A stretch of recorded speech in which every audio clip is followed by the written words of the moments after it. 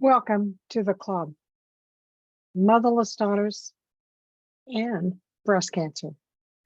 I am a card-carrying member of two clubs, and no one wants to belong to these clubs. When you lose a mother, you become a member of the Motherless Daughters Club. That's a club nobody wants to belong to. And yet, here we are. But now, I am a member of a different club, another club. I heard the words that no one ever wants to hear. You have breast cancer. This is Breast Cancer Awareness Month, and I want you to know that you are not alone.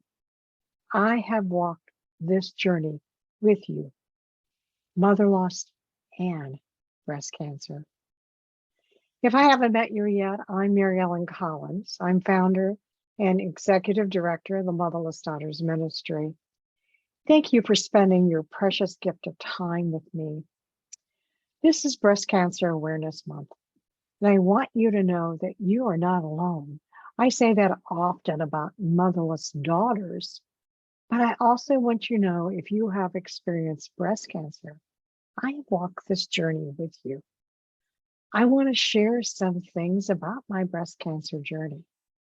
I really think that motherless daughters, it's just a lifelong journey of coping with loss, striving to either create or maintain an identity. It really is a lifelong grief journey. I am a card-carrying member. My mother has been gone for 50 plus years, and I still miss her presence. But now I am a member of this different club. As a doctor said that to me, you have breast cancer. What I heard in my mind is, welcome to the club. Congratulations. You now have joined women all over the world who are struggling with this burden. My first response was, no, not me. Denial. Granted, I have a history of breast cancer. My mother died when I was 15 of aggressive inflammatory breast cancer. But I always told myself I would not get cancer. I took excellent preventative care and I was very proactive with myself. How could this be happening to me? Well, I undertook my investigation into breast cancer and the options and choices like I would do any research project. I read everything I could get my hands on. I talked with others. I searched out my pros and cons for each choice. I interviewed physicians and I explored the choices. I finally made my decision. I was going to have a double mastectomy with deep flap reconstruction. The girls had to go. It was just the logical choice to make with my problem. So, okay, I made the decision. And when I presented my decision to the doctor, she told me it wasn't possible. I couldn't have all of that. I said, what do you mean it's not possible? All the research I said told me that it was. And what she was really telling me is she would not do the procedure the way I wanted to. She wanted me to do it her way. No, in fact, she ended up dismissing me as a patient. And I found myself spiraling back to those feelings of abandonment I had felt many years ago. Don't go, please don't go, wait. Don't. Then I said, what now? What now? Well, there must be another way. I mustered up my courage and I thanked my ex-breast surgeon. I hung up and I thought, now what? You have breast cancer. You need to have it removed. You have just lost a breast surgeon that was willing to help you. What have you done? It was in that moment I heard my mother's voice saying the words I had heard over and over in my youth. There's always another way. Could that really be her voice after all these years? Thanks, Mom. Well, changing breast surgeons was exactly what I needed to do. My new breast surgeon, felt like I was coming home. There was a comfort obvious from the beginning of our relationship. And then I met the new plastic surgeon and I fell in love with her immediately too. These two women were definitely who I needed to be connected to.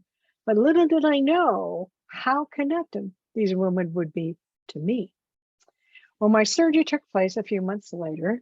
Not easy, a 10-hour surgery. But any way you look at it, I spent the next 3 months in a drug-induced euphoria, healing from my wounds. I'm a planner and an organizer. My recovery was going as I planned, right down the line like I planned. Finding out my nodes were negative and the rest of my tissue was negative just set me into euphoria. And I was on my way. This was going as I was expected. And then the disappointments hit me. I knew that there was so much familiarity between mother loss. I didn't know this, between mother loss and cancer. Feelings of shock, shame, guilt, and the silent, secret emotions that are not shared. Some people coming alongside of you, others quickly changing the subject to some triviality to ease their own discomfort. You just want to shout, "There is an elephant in the room. Doesn't anybody see it?" But then there are the ones who have already buried you. They are silent. You no longer exist to them. They don't acknowledge anything. They are absent. My rational self excuses their behavior as their own discomfort. My irrational self hurts and cries over their rejection. I had this experience with more than one person. They were hidden and silent. They didn't even care enough to send me a card. It hurts when you are hurting and their absence seems to say, "I don't care." But on the other side, I had some wonderful, surprising, and amazing gifts. Not only the unconditional love and support of my spouse and my daughter, but telephone calls, gifts, all sorts of things. They just were absolutely positive. The food, the caring, the recognition. And it's so similar to being a motherless daughter, being comforted when someone just recognizes the pain of your loss. But I have to tell you about an unexpected blessing. A little backstory. My mother had died of breast cancer, as I mentioned, when I was 15, leaving my 17-year-old brother and myself without parents because my father was gone when I was 10. And in those days, the treatment they had for breast cancer consisted of surgical removal and radiation. So the time that between her diagnosis and her death was very short. She had been treated for mastitis for over a year before surgery. And as the daughter, I'd gone to the doctor with her many times. So back to the present. I've been rebuilding a relationship with my brother who was estranged. We were estranged for many years. That's another story. So the relationship is budding and I'm just ecstatic because I have him back in my life. So I called him to share what my diagnosis and upcoming surgery was. His response was caring, and then he startled me because he said, "Well, at least you are taking care of yourself. Mom never did. What? I had to pull away and process this and finally realized he did not know. On a later call, I told him my memory was different than his was about our mother. Would he tell me about his? He had told me had been told by a close family member. And if you know anything about my story, my history, that you know that I had a narcissistic aunt on each side of the family who took over competing for us after my mother died. So he was told by another close family member, quote, "Your mom did not take care of herself. She knew she had a problem and didn't do anything about it.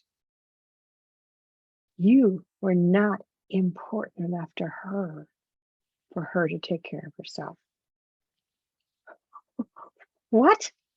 I told him that I knew about the start and progression that led to her death. He was speechless. He said, "Why didn't I know?" And my only response was, "I was the doctor. I went to the doctor. I was the daughter. I went to the doctor's appointments with her." He was blown away. He never knew that. He never knew my mother had been under a doctor's care for a while before that. Can you imagine the hurt and the anger and the disappointment he has experienced all these years believing he was not good enough? His reality was his own mother did not love him enough to want to live. Oh, I understand now that God gave me this opportunity to talk with him, to give him another view of his life story. That was a wonderful gift. God also placed healers in my life. Both were motherless daughters. Both had experienced mother loss at a young age. All the things that happened to me that I look at, it just is absolutely amazing. There's so many things that happened to me after my cancer journey that I will share with you in a later video, because those are amazing also. To talk about the cancer survivor syndrome. As I end, I would like to make sure that you share if you can relate to this story. My cancer journey started in 2016, and I have been blessed by God to be healthy since then. Are you a cancer survivor and a motherless daughter? Do you know someone who is? Share this video with them. Tell them I have walked in their shoes. My prayer for you for this week is for you to have peace and comfort and discernment. So have a wonderful week, and we'll see you next Monday. Thanks. Bye.